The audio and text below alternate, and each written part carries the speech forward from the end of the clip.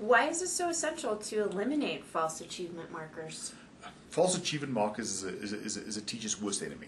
You know, a sense where as a teacher I think the student's at a specific level, knowledge as well as foundational understanding, and he's not or she's not there. So I'm teaching, you know, concepts which are totally foreign to these students. So the key is we have to eliminate as much as we can any type of device that's causing these false achievement markers, and and there's a bunch of those.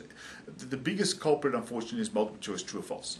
Because that once again assesses, I get an answer back in relation to a specific question, but no sense of how the student's getting there, whether they guess what the answer was, or whether someone just taught them how to take test-taking skills by eliminating the least possible answer and then guessing what the rest is. So the problem with that is I don't quite know where that student's at. Another example of that is to run an assessment that is specifically or grade specific. So I run a grade 5 assessment for a grade 5 student. That's great, but if that student fails some questions and fractions, I still have no idea why.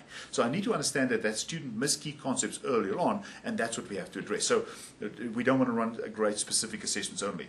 Another simple example is worked examples. If you're running any type of worked example in your intervention solution, whether it's paper-based or computer-based, you are enabling a false marker. Now what that is our research showed that your smart visual learner can reach very close to a pass mark by copying the trend they find within a worked example. So once again, they have no understanding why they're doing it, but they're getting the questions right. So once again, you want to eliminate those type of things. Other thing is test prepping. If we prep kids for tests, you'll see some significant changes in these transition years, grade 5 to 6, where their students are arriving at grade 6 and we believe he's fine, but what happened last year was test prepping to pass specific tests, and the issue we now sit with, that student hasn't got those foundational gaps.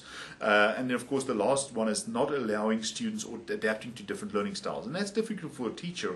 There's no way that as a teacher I can adapt or accommodate every student's learning style, but if we have the right tools and we can give those in our teacher's hands, the teacher can facilitate delivery in relation to those learning styles, which means we help those. So there's a bunch of stuff that cause false markers. As teachers, we need to try and eliminate those as much as we can, especially on intervention programs, because that's our biggest nightmare, to identify or to believe that students at a level and they're not there.